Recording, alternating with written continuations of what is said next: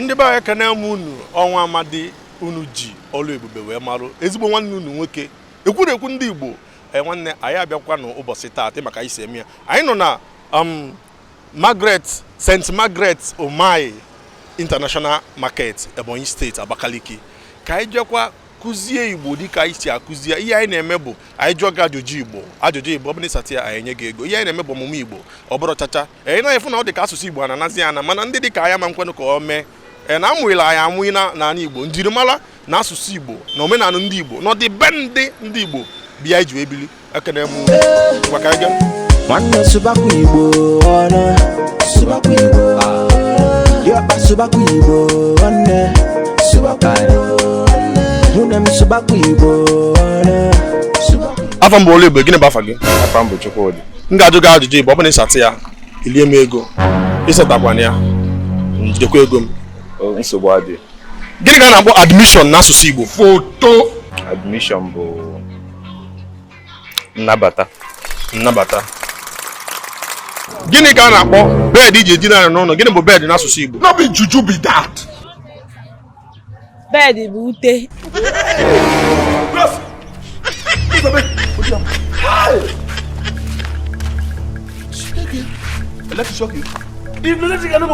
Gịnị bụ weather n'asụsụ Igbo? Weather bụ only. What do you mean, or like weather, the atmosphere, weather. Weather only Igbo na no, yes, weather. Urukpulu. You the place? Onwe fela alo kita.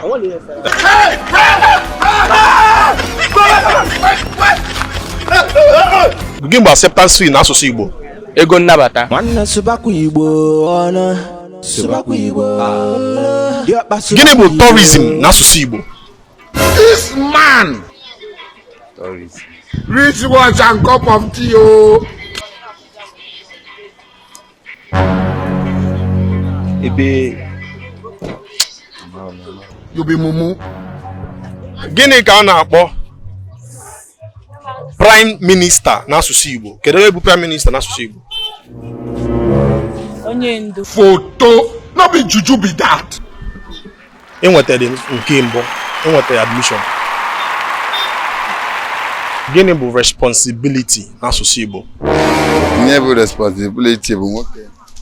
Ihe bụ responsibility n'asụsụ Igbo bụ nwoke ime ife dị ya n'ụlọ. Ihe niile dị n'ụlọ, ileta ihe niile dị n'ụlọ anya.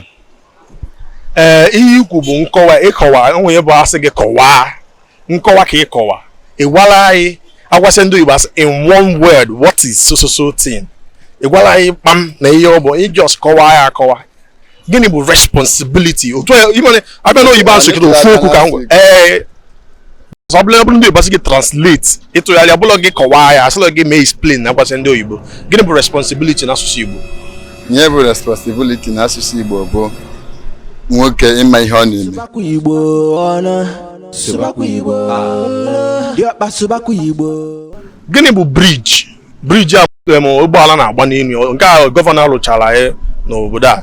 Gịnị bụ bridge n'asụsụ Igbo?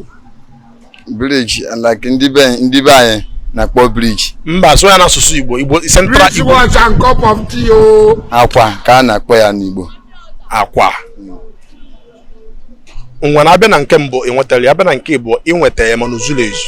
Enwe akwa, enwe akwa, enwe akwa, enwekwa na akwa. Abịa na akwa dị ịbụọ. Enwe ihe ịbụọ na-akpọ akwa. Nke mbụ bụ bed ị na-alalụ ụra n'asụsụ Igbo bụ akwa. Bridge bụkwa akwa. Mana ịkpọzi ya akwa amalụzị ma bed ka ị na-akpọ ka bridge. Ọ bụ na ịchọ ịkpọ bridge bụ akwa mmiri. Akwa mmiri, okay. Akwa mmiri. Akwa mmiri ka. Ịfụ na ị nwetara ya. Mba, Ịgba mbọ olulu isi.